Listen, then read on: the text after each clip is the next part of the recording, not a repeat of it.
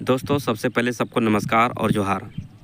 दोस्तों आप लोग को पता होगा कि एक्साइज कांस्टेबल और स्पेशल ब्रांच का केस जो है हम लोग का जो हाई कोर्ट में पेंडिंग है, वो केस अब जो है फाइनल डिस्पोजल के मोड में है। इसलिए आप लोग जितने भी एक्साइज कांस्टेबल, स्पेशल ब्रांच और कारा चालक के साथी हैं, वो सभी से निवेदन है कि आप लोग फंडिंग जो जिस ज़ोर शोर से कर रहे हैं तो उस तरह ही करते रहें दोस्त। और जो न्यू कैंडिडेट है उनसे भी कोशिश करें, जिसको अभी तक इस केस के बारे में पता नहीं है उसको भी कोशिश करें दोस्त कि उनसे भी कुछ ना कुछ फंडिंग कराएं। दोस्तों जैसे कि आप लोग को पता होगा कि हम लोग का पहले का जो पिछला डेट जो था वो 24 जनवरी को लगा हुआ था। तो 24 जनवरी को ही लग रहा था कि कहीं ना कहीं हम लोग का फाइनल 24 जनवरी को ही हो जाएगा। लेकिन दोस्त कुछ टेक्निकल वजह था, कुछ मतलब कोर्ट का वजह था, जिसके वजह से हम लोग का केस जो है फाइनल नहीं हो पाया। इसीलिए अब जो अगला डेट जो हम लोग को 11 मार्च को जो मिला है, तो पिछला डेट में हम आप लोग को एक चीज़ बता दे रहे हैं कि हम लोग का जो हेयरिंग जो हुआ था तो उसमें कहा गया था कि सरकार को और जेएसएससी को और उसको जवाब देने के लिए कहा गया था। लेकिन जो है सरकार क्या किया कि पार्टिकुलर जवाब देना स्टार्ट कर दिया। यानी कि सुप्रीम कोर्ट मतलब जो सरकार जो था, सरकार के तरफ से एक्साइज और स्पेशल का केस को जो है वो अलग करके और उसको सेपरेट जवाब दे दिया, और कारा चालक को जो है सेपरेट जवाब दे दिया। उसमें क्या था ना कि एक्साइज कांस्टेबल और कारा चालक का जो केस था, एक्साइज कांस्टेबल और जो स्पेशल ब्रांच का जो केस था, उसमें जवाब जो है जेएसएससी की तरफ से दिला दिया गया और जो है दे दिया गया। और जो है कारा चालक का केस जो था लास्ट समय में, यानी कि 24 जनवरी को 2024 को, यानी कि लास्ट समय में 8 बजे शाम तक में, यानी कि रात तक में वो जवाब दिया गया। दोस्त अब पहले ही आपको वीडियो में बता दिए थे कि एक्साइज कांस्टेबल और स्पेशल ब्रांच में वो जो जवाब दिया गया था, तो वो जवाब जो था वो पिछला ही मतलब जो है जवाब था उसका ही कॉपी पेस्ट किया गया था। लेकिन उसमें जो कॉपी पेस्ट किया गया था तो वो चीज़ जो है हम लोग पहले ही जो है कोर्ट के द्वारा जो उसको जो रिजेक्ट कर दिया गया था। लेकिन अब फिर से जो एक्साइज मतलब ये कारा चालक का केस में जो जवाब दिया गया, तो उसमें बस वही सोनी कुमारी का केस फिर से उठा के लाके फिर से उसी को रख दिया। दोस्त उस जवाब का थोड़ा सा हम सार बता दे रहे हैं। उसमें ये कहा गया है कि जब 821 लेटर निकाल करके सुप्रीम कोर्ट हाई कोर्ट से जब रद्द कर दिया गया था, तो जब हाई कोर्ट से रद्द किया गया था तो हाई कोर्ट में जो वो वैकेंसी को जो रद्द किया था वो सोनी कुमारी के अकॉर्डिंग, तो उसके ही अकॉर्डिंग हमने कारा चालक, स्पेशल ब्रांच और जितनी सारी वैकेंसी थी सबको हमने रद्द कर दिया। लेकिन उस जजमेंट के अकॉर्डिंग दोस्त मतलब कह रहा था कि जितना वैकेंसी है जिसको कि नियुक्ति पत्र नहीं मिला है सबको हम रद्द कर देते हैं। लेकिन जब सुप्रीम कोर्ट वही कैंडिडेट चले गया, जो सुप्रीम कोर्ट से एक जजमेंट आता है कि जितने कैंडिडेट का जो नियुक्ति पत्र रद्द कर दिया गया था तो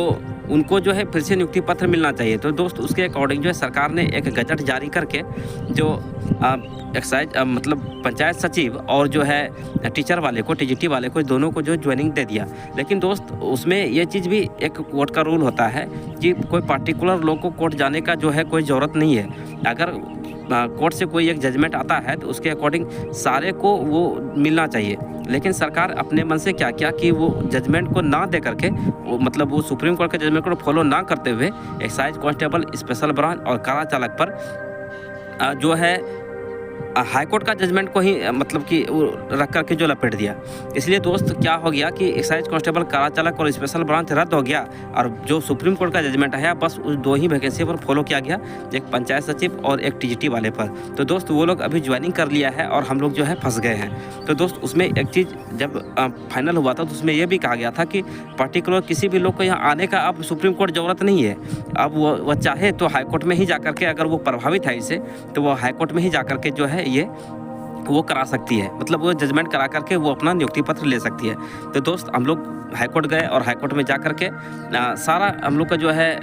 एविडेंस दिखाए और दिखा करके और जो है केस फाइल करके जो है एविडेंस दिखा करके, तो दोस्त हम लोग भी अब जो है अंतिम कगार पर पहुंच चुके हैं। इसलिए दोस्त अब जो है हमको लगता है कि जितने भी हमारे एक्टिव कैंडिडेट थे सबका कहीं ना कहीं मेहनत जो किया है उसका रंग कहीं ना कहीं अब थोड़ा मोड़ा दिखना स्टार्ट हो गया है। तो दोस्त अभी पहले तो कुछ कहा नहीं सकते हैं, क्योंकि जब तक जजमेंट रिजर्व नहीं हो जाता है और जब तक हम लोग का वक्त में फैसला आ नहीं जाता है, उससे पहले कुछ कहना असंभव है। इसलिए न्यू कैंडिडेट जो लोग जिनको अभी इस केस के बारे में पता नहीं है, और जो भी लोग थे जिसको इस केस के बारे में मतलब पता था ही नहीं या फिर किसी दोस्त के माध्यम से बताया गया है, तो दोस्त आप लोग जो है थोड़ा सा आप लोग से यही रिक्वेस्ट है कि ज़्यादा नहीं, कम से कम जो है 500 रुपये करके दोस्त फंडिंग कर दीजिए, जिसके वजह से क्या हम लोग को जो है लड़ाई में और जो है आसानी होगी। क्योंकि आप लोग जानते ही हैं कि हम लोग का कोर्ट जो है केस जो है हम लोग का हाई कोर्ट में है, कोई डिस्ट्रिक्ट न्यायालय में नहीं है दोस्त। क्योंकि हाई कोर्ट का जानते ही हैं, उसका कुछ रूल अलग है, वहाँ पर जो है पैसा का रिक्वायर कुछ ज़्यादा ही होता है। इसलिए आप लोग सभी से निवेदन यही है कि आप लोग जो है जो आपसे मतलब बनता है वो तो दे दीजिएगा ही दीजिएगा, लेकिन दोस्त कम से कम 500 रुपया कोशिश कीजिएगा। क्योंकि आप लोग अगर मतलब आप आज एकजुट होकर के लड़ते हैं तो कहीं ना कहीं हम लोग का जो है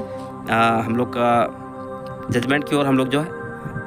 झुक ही रहे हैं। इसलिए दोस्त आप लोग सभी से निवेदन है कि आप लोग दे ही दीजिएगा, और इस चैनल को जो है आप लोग जो न्यू कैंडिडेट जो हैं उसको भी, और जो पुराने कैंडिडेट हैं उसको भी, और जो जिसको अभी तक इस केस के बारे में जानकारी नहीं है उनको भी आप लोग जो है शेयर कर दीजिएगा, जिससे कि ताकि उसको भी पता चल सके। और दोस्त हम लोग का तो आप लोग जान ही रहे हैं कि हम लोग का अंतिम सुनवाई जो है 11 मार्च को है, और बाकी सारा कुछ सही है दोस्त, कहीं किसी प्रकार का कोई किंतु परंतु नहीं है। आप देखिए ऊपर वाले का मर्जी जो होता है, और इस चैनल को आप लोग सभी को सब्सक्राइब कर लीजिएगा, और आप लोग अपने दोस्तों में शेयर भी कर दीजिएगा। धन्यवाद दोस्तों।